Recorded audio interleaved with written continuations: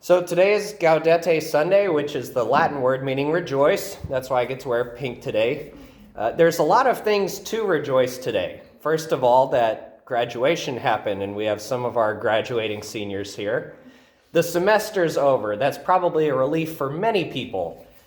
Today, we're going to confirm Mika in just a few moments. That's another reason to rejoice. There's lots of joy-filled moments going on.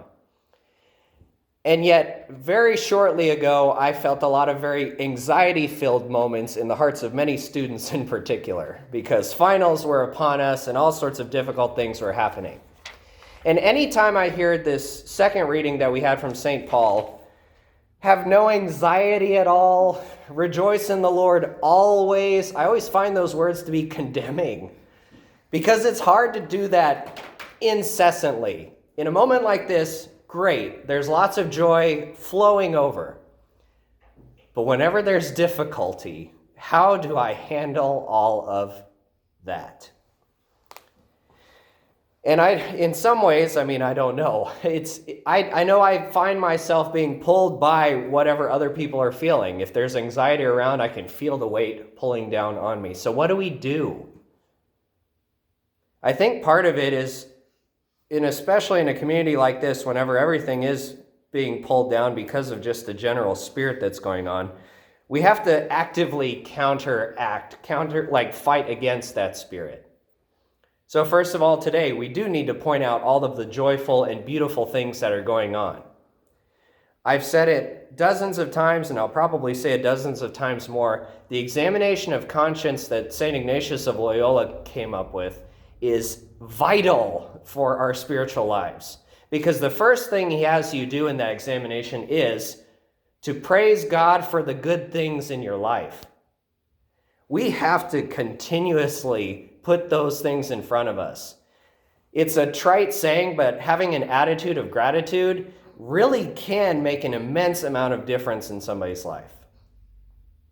Another thing that I want to say that can hopefully counteract the spirit of anxiety and inability to rejoice is to not assume people's motives.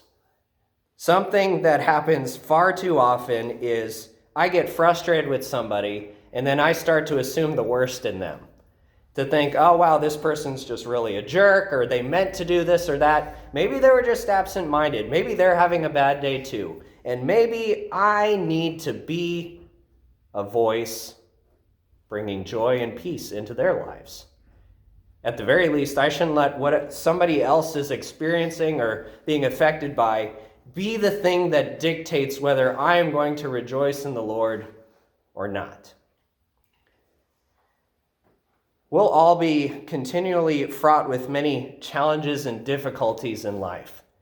We can rejoice today, and tomorrow we might be dealing with something very grave and difficult. And yet, St. Paul still would say, rejoice in the Lord always. Because remember, this is the guy who was stoned, beaten, shipwrecked, all sorts of crazy things happened to him.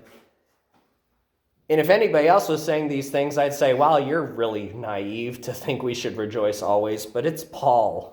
Paul's gone through a lot of stuff, and yet he still says these words. So in this happy moment, let's rejoice. And in the difficult moments, let's continue to rejoice. And hopefully be a support for one another in those difficult moments, so that in all circumstances, the Lord may be praised.